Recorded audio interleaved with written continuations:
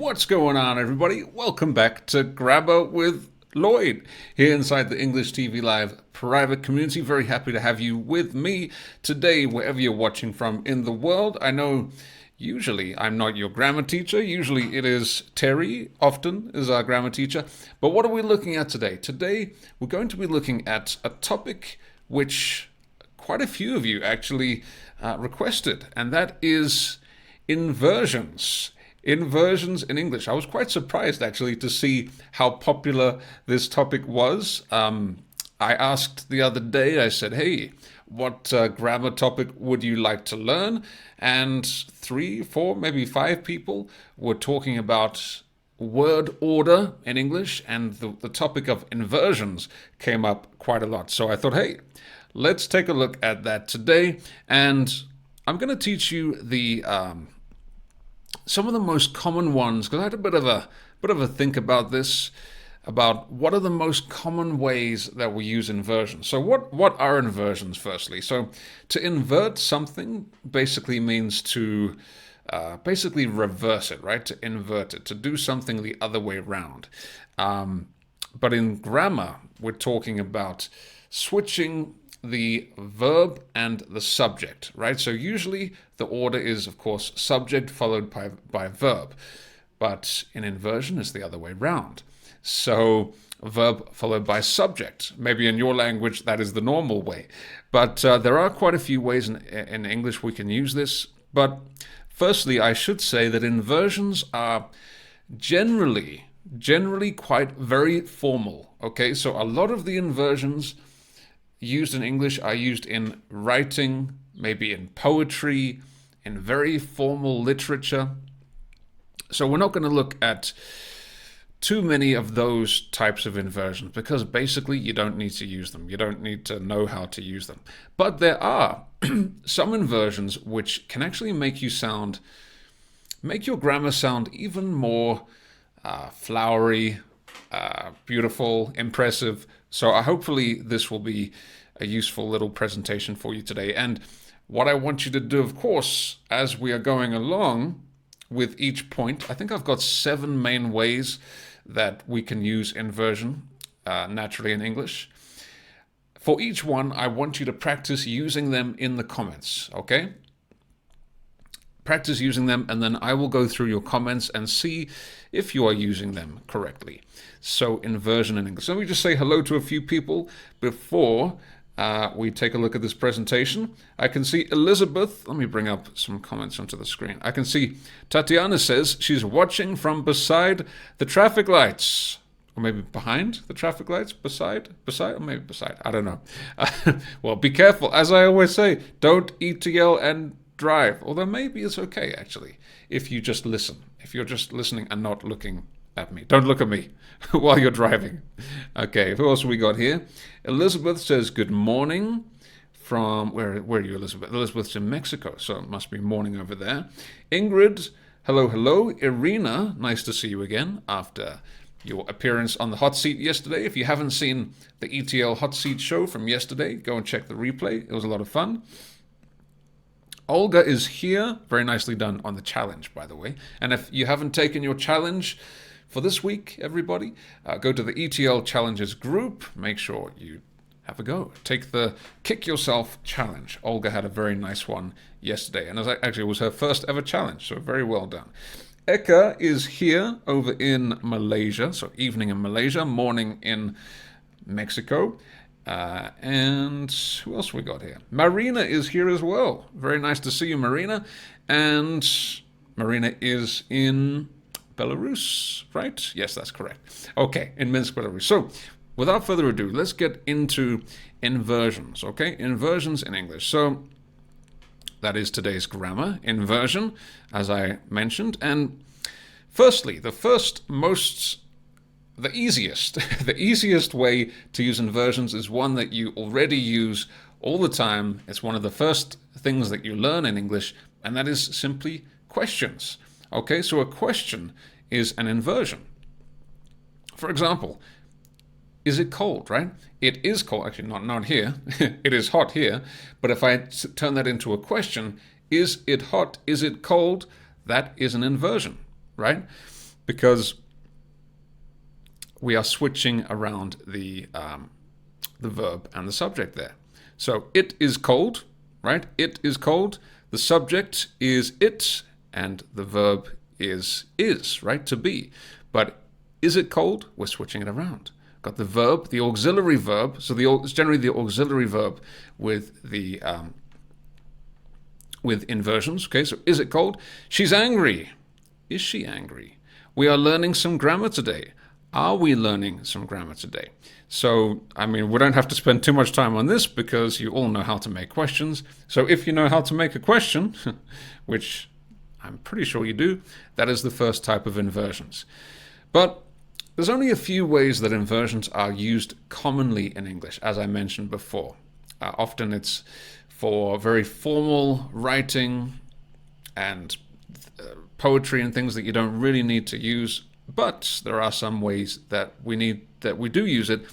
And the main thing is just to memorize. So if you're watching this, maybe watch the replay again, or if you're watching the replay, welcome to you. Just take note of, and I'll leave the presentation, the PDF, later, so you can keep a copy of it, right? But these are just, there's no real way to learn it other than memorizing these specific ones, which I'm going to teach you today. So the first one is, okay, this one. And this is a little bit formal. This is definitely pretty formal, but this is an example of inversion. So, under no circumstances, okay? This means you should, in no circumstance means like a situation. So in no situation should you, or must you, or can you, ... Okay, so we have the modal verb here. Should, must, can, sort of for permission. So under no circumstances should you do this. You should never do this. In any situation, you should never do this. So this is a pretty common way to use an inversion. Again, it's kind of formal. You might see this in writing or something, in instructions, or maybe a teacher or parents could say this to their children. So I know many of you are teachers, so you could use this. Under no circumstances should you date that man. Oh dear.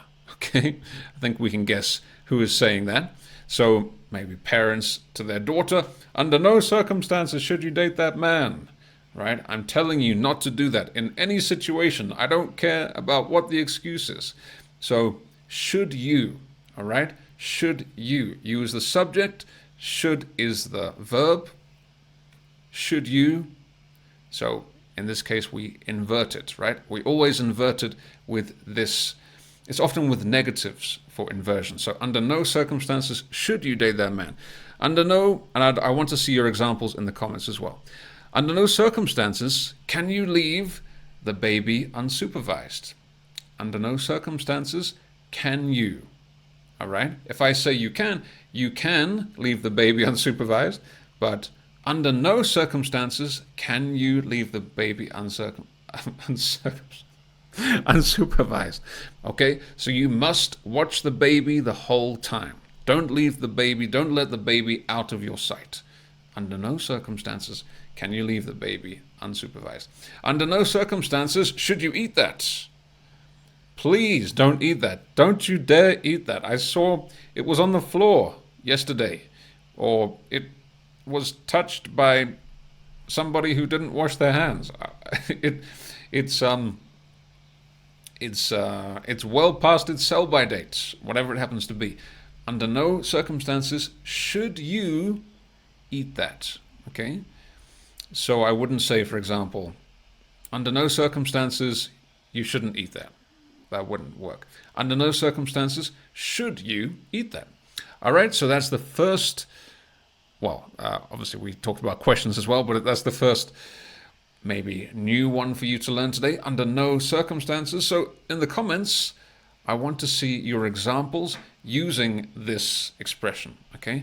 Under no circumstances. You should never do this thing. Under no circumstances. It's totally, totally unacceptable. All right, let me just check in the comments here. and see if we have any examples. Under no circumstances. Sohana, welcome to you. Elena, our newest member who just joined today in the Czech Republic, I believe. Very nice to see you. Welcome. And any examples, anybody? Okay, I'll give you some time. Maybe it will take some time to construct a sentence, but that's the first one we're going to look at today, or the second one, technically. All right, let's move on to the next one. So,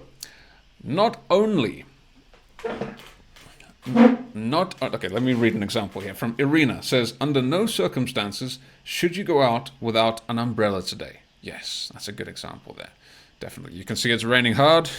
It would be a very, very bad idea to go out without an umbrella. Under no circumstances should you go out without an umbrella. Now, you probably wouldn't say this to your friend. It kind of gives me an idea there's some type of power structure there. There's some type of authority who's telling you this. Under no circumstances should you do that. All right? But nice example, Irina. And I'll look at some more of your examples in a little bit. So, not only, This is another common way that we use inversion. Now, we use this when we want to compare two things, but you really want to emphasize it. You want to emphasize this other thing. Let me give you an example so I can explain a little bit better. So you kind of use this for dramatic effect a little bit. So not only did she lose her job, but she also broke her arm. It's a very bad day for her, whoever this is. So, I mean, you could just say she broke her arm and she also lost her job, okay? Or something like that. But in this case, not only did she lose her job, right? So we have did, the auxiliary there, and she is the subject. So that's the structure there. And the next one here, not only am I hungry, but I've lost my wallet. So not only am I hungry, so instead of saying I am hungry, so you wouldn't say not only I am hungry, or you could say I'm hungry and I've lost my wallet, or I've lost my wallet and I'm hungry. Sorry, I've lost my wallet and I'm hungry, but you really want to emphasize that second part. So not only am I hungry, but I've lost my wallet. So you really want to stress that how bad it is, okay? You want to emphasize it. Not only did he direct, but he also starred in the film. An example which came to mind when I made this sentence actually was last year, right? With A Star is Born, which was not only, so with Bradley Cooper, right? Bradley Cooper, not only did he direct, but he also starred in the film. I think he wrote it as well. I think he wrote some of the songs as well. So not only did he direct, but he also starred in the film. Or not only did he star in the film, but he also directed it. So when you really want to emphasize these things, so you want to show how impressive something is, for good or bad. Not only did he direct it, but he also starred in the film. So you want to really emphasize that second part there. So, did he, okay? Did he is the inversion in this structure.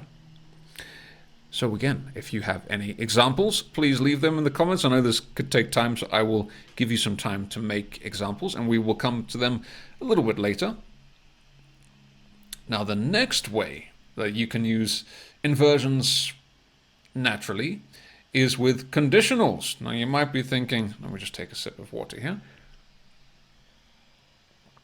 So conditionals, I know we have looked at conditionals quite a lot over the past several weeks, but you might not know that actually conditionals can also have inversions as well. Now, this is